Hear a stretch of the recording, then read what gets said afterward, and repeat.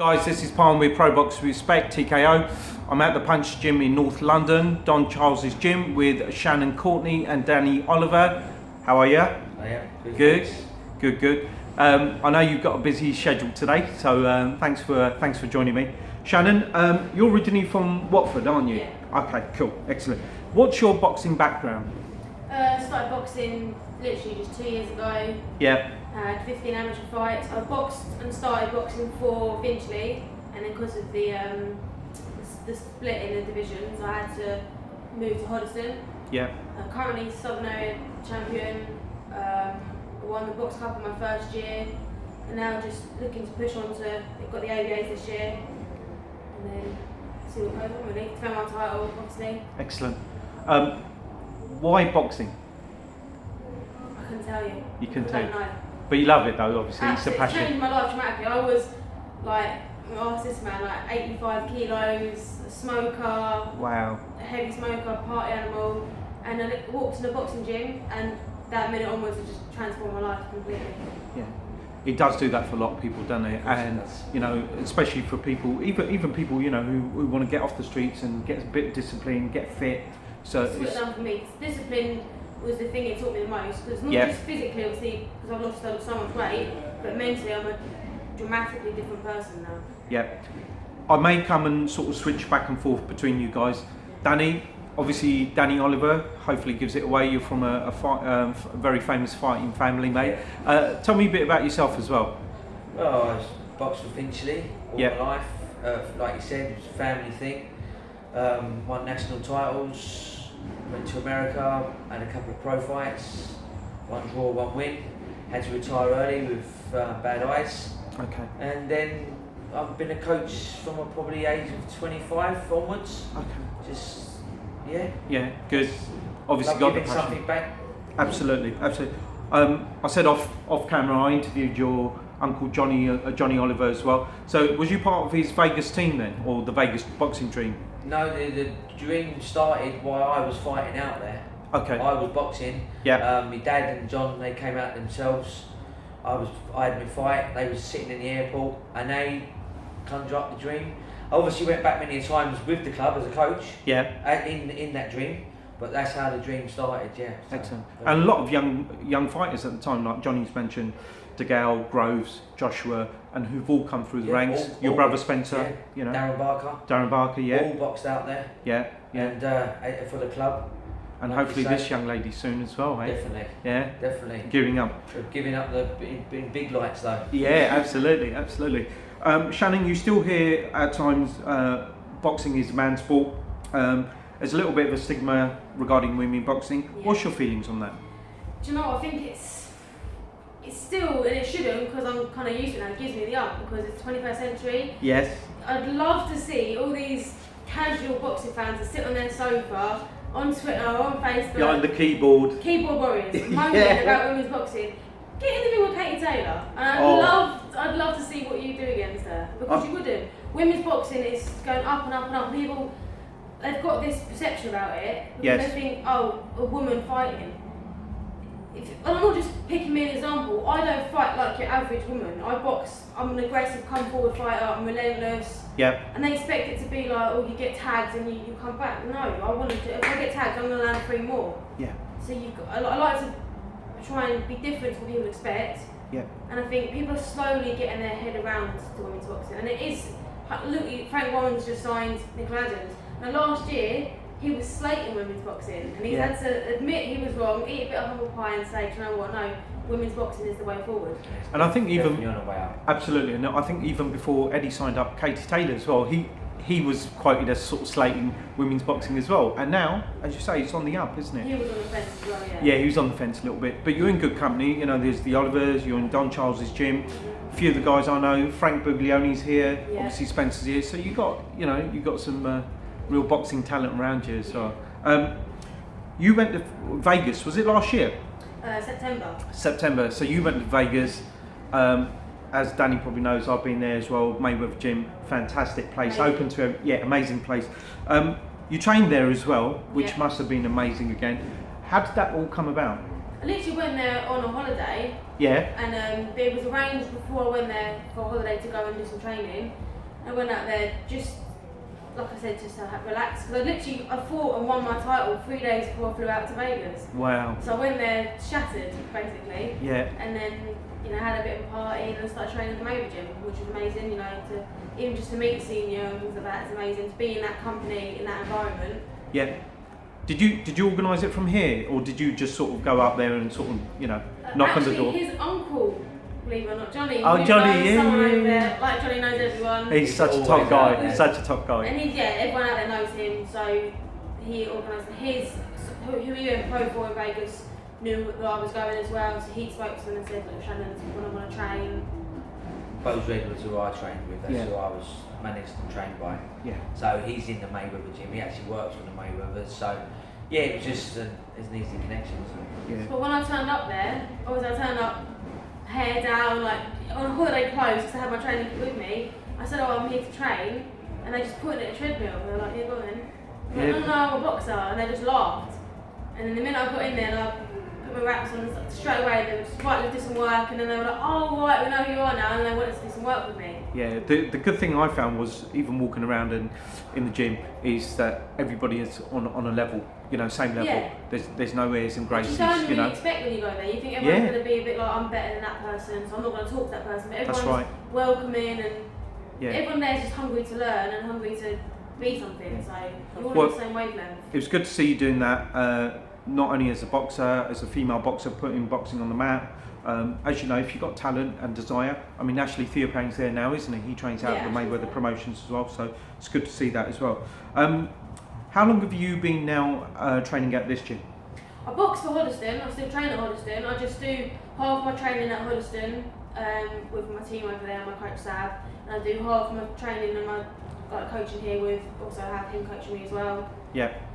So it's just because it's good, because obviously the way I fight, I'm not much of an amateur fighter. I'm not all about the pitter patter, the in out, which I'm trying to adapt to. Yeah. And everyone, he always said, because I fight more like a pro, so I do my amateur style fighting in my amateur gym, which I need so I can fight like that, and then I do my pro kind of training and style here, so I can take both into a fight, so I can adapt to whoever's in front of me. Yeah, and people don't realise sometimes that it is two different Dramatically styles.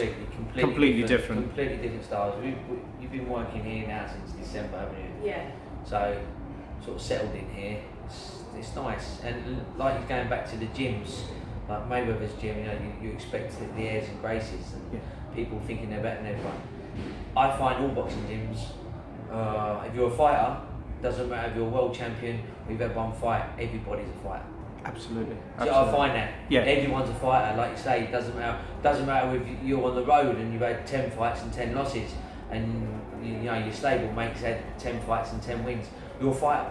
And plus, one thing I'm quite big on, and hence why the name of Pro Box Respect came for me, was giving respect to everybody. Yeah. Hence, 1 fight or 10 fights or 50 fights. You respect everybody who comes in the ring. You've got to respect them. And no one's better than anyone anyone. that can get in that ring deserves respect, I think, because it's not an easy thing to do. No. And we all know, we all want fighters to go in there. Yeah, it's got to be entertaining, but we want them to come back out, safe and sound. Absolutely. In good health. Absolutely. I'm on your Facebook, so I know I saw something. It was lovely to see that your grandfather was a big motivation for you. Yeah, he is. Okay, perfect. That's good. Including your grandfather, who's probably been your biggest influence on your career? My mum. Really? Excellent. Because it's always been me and my mum, basically. My dad's not around, so she don't know what I've got like an amazing family, got a great stepdad who helped raise me, but my mum has been there since day one.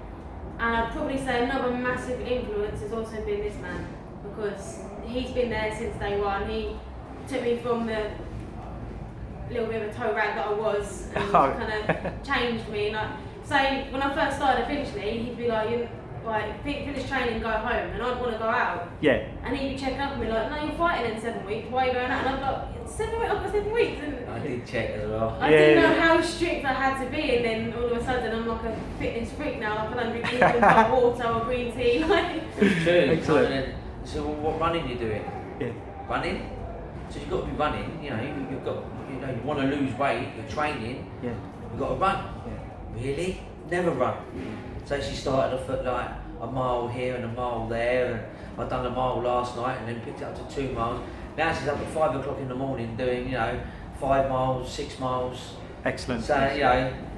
Slowly getting there, really. Yeah. Because when you come in the gym, you don't know nothing about boxing.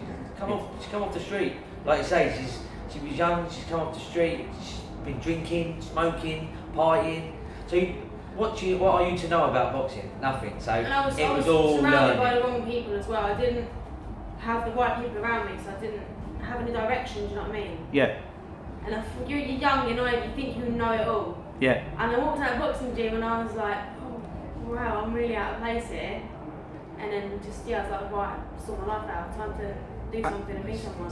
And even though your Uncle Johnny knows Joshua, I mean, I think Anthony's from Watford as well. Yeah, Josh's actually he's from Meriden, so he's not far from me. I knew him before he was in Finchley anyway. Right. From like house party days when younger. Bunking school and everything, you see in the subway. So. See, Anthony, not squeaky clean. But that's an inspiration in itself. From the same 100%. place.